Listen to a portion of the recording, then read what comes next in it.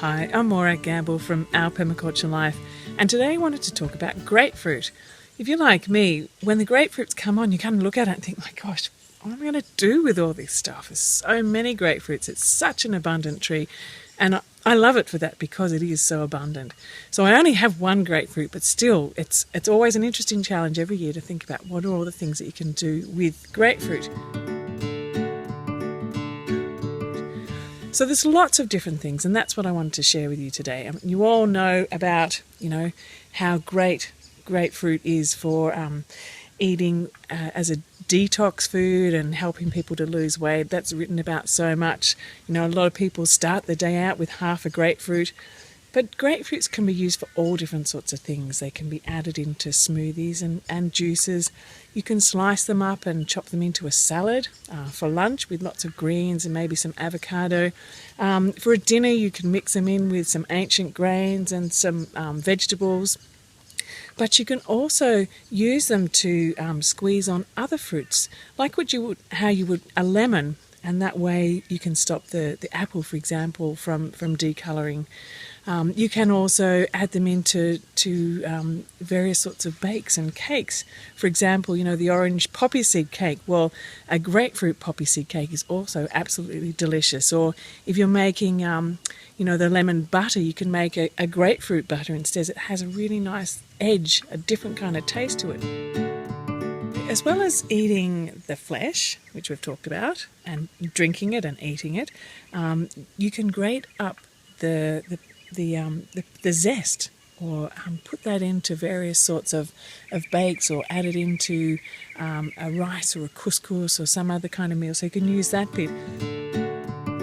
Just like a lemon and honey drink is really great as a flu beater, so is grapefruit tea. So if you squeeze a grapefruit and then mix it in with some cinnamon and some honey and possibly some allspice, and that makes a beautiful soothing drink, and actually something to have at night time. Grapefruit has a lot of benefits. It's really good for colds. It helps to relieve fevers, and it's actually really good for indigestion. And if you have problems with indigestion, it's recommended that you have a little bit before you have a meal, and so that's another really good benefit of it too.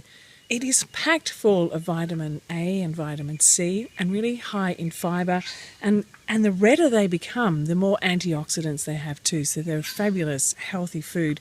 But apparently they can contradict with some drugs, so if you're on something, it's probably a good idea to check.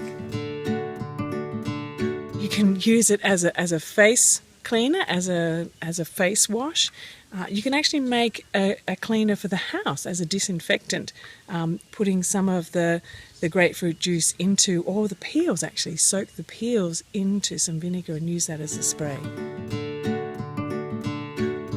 Interestingly, grapefruit is a hybrid from originally pomelo, which is an Indonesian fruit, and one of the original oranges from China. So it's a blend of those two things. So the hybrid of the pomelo and the orange that makes a grapefruit was only actually discovered in Barbados in something like 1750. It's not a really old fruit. It's kind of quite a contemporary fruit.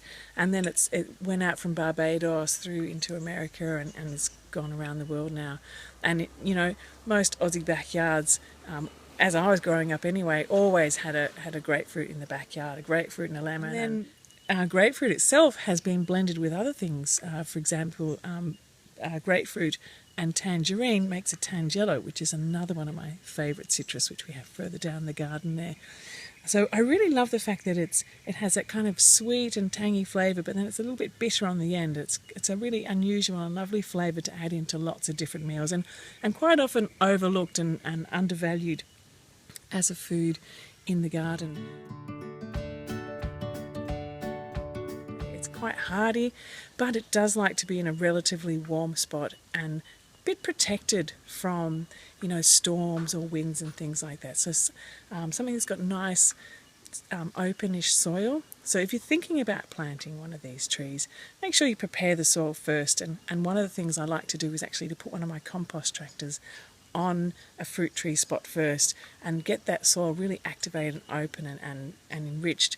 and then move the compost tractor somewhere else and then plant the tree there. So I'll make a link to how I do that too. It's one of my previous films.